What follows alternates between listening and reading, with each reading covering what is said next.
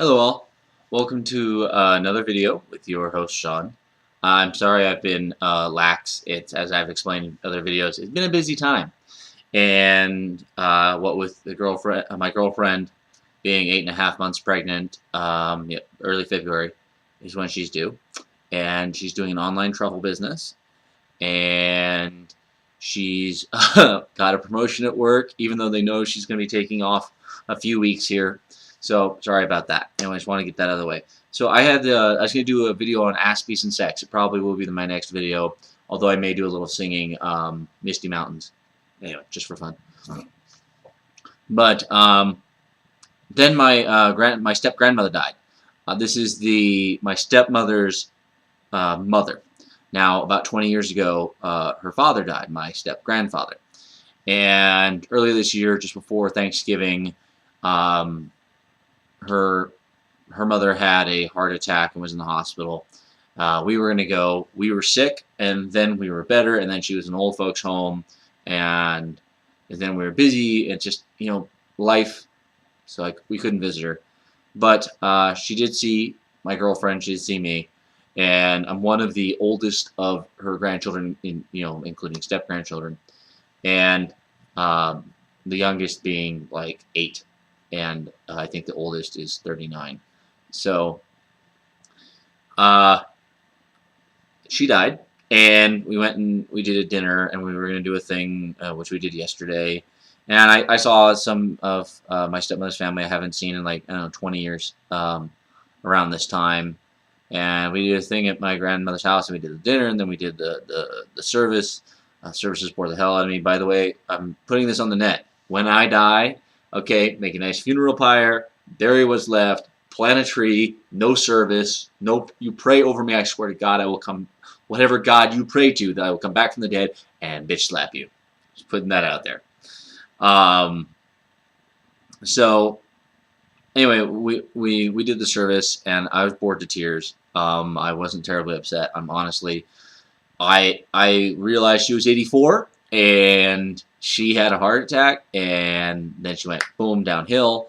I was not surprised when she died. So whatever grief I needed to do, whatever coming to terms I had done, I did earlier. And my paternal grandmother, my dad's mother, died earlier this year. I didn't have a real connection to her. And despite the fact that my step-grandmother was always very nice to me, I didn't have a real connection to her. She wasn't, in the story of my life, she won't even be a footnote. She can never understand me, she can never accept me, and she never tried to. So, she didn't really understand my mother or my stepfather. Truth be told, not a lot of people do, including me. She was always very nice. That was something that my mother was very impressed by, that when she met her, Vern always treated her quite well. Not family, but as an acquaintance who had never done you wrong, and that was pretty much her thing. She wore rose-colored glasses an awful lot. I didn't find out till recently that her son, my step-uncle, is schizophrenic. I thought he was mildly retarded for the last 30 years. So things are rather messed up. On the one side, I got a crazy mom. On the other side, I got a family that doesn't talk about anything, doesn't say anything. It drives me fucking nuts. As other Aspies watch this video, I'm sure you can understand the hunt for the truth is something that we all like to do. And being denied the truth and being not being told things and being expected to know them anyway is really damaging. So a lot of my therapy that I mentioned I went through earlier this year, I was doing videos during, involved their half of the family. Now, come time that we do the after service meet at my grandmother's house, and I'm talking to my stepmother, and I'm talking to her about the situation with Diane. By the way, Diane's my mother. By the way, I have sent off a letter to her telling her that she has until my daughter's birth, but my girlfriend pointed out my daughter could be early, so really she has till February 4th to either make peace with me or to make a serious attempt to make peace with me, or I'm going to disown her.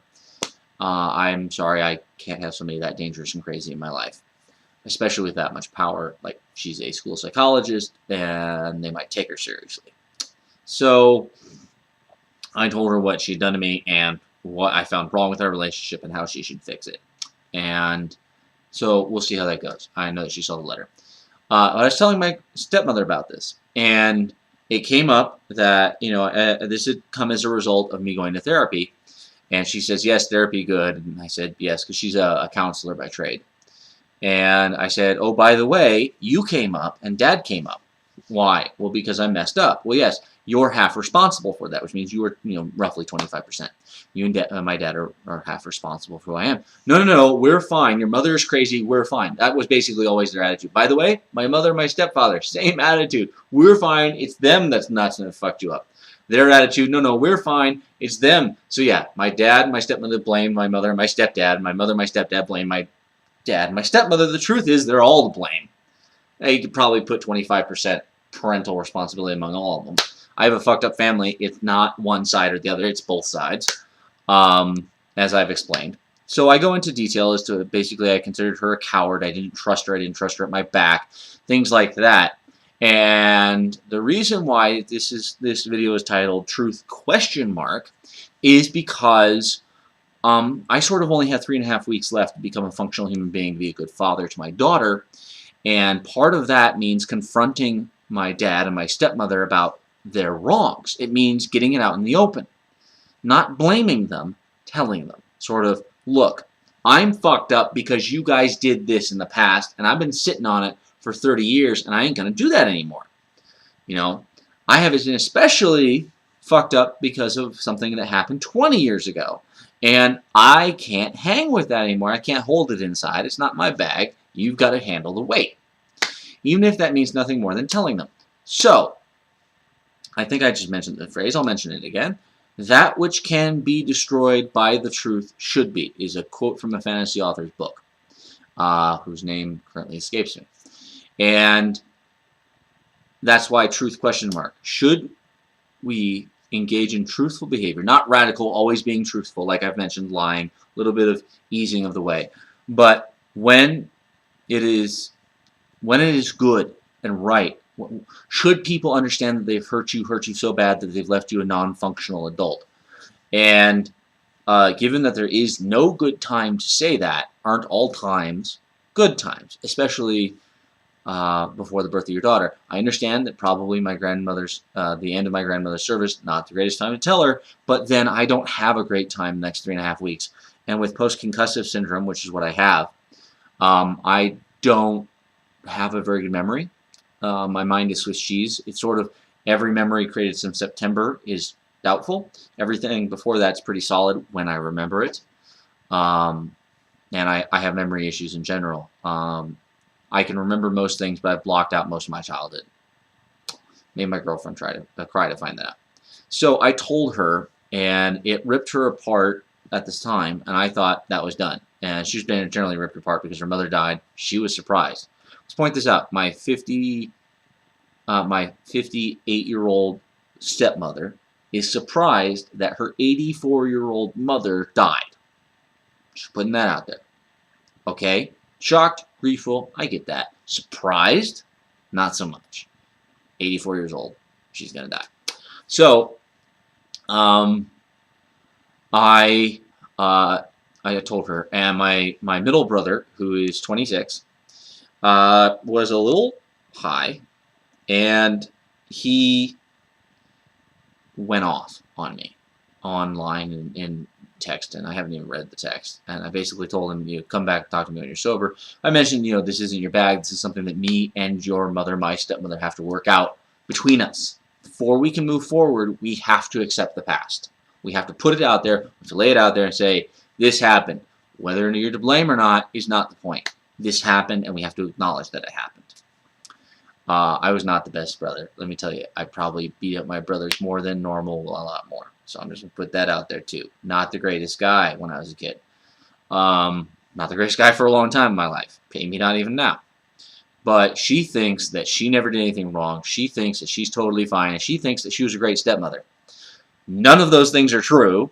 And I need to tell her that. And I need her to accept that. Because I think that she could be a pretty good grandmother. I think that it's within her and my dad's capacity, because of how far they've come as people, to be great grandparents. But I need them to accept what they've done, or to acknowledge it, that it happened, before that can happen. So that's what I did to maybe fuck up my life. And it occurred to me, maybe I've burnt some bridges behind me. But if those bridges can be burnt by merely stating the truth of what happened in the past between me and those people, were they ever really there? Truth? Question mark. Wearing this, I'm off to physical therapy. I've apparently lost 50% of the motion in my neck. Don't ram your head into poles or freight elevators. It's bad. See you later.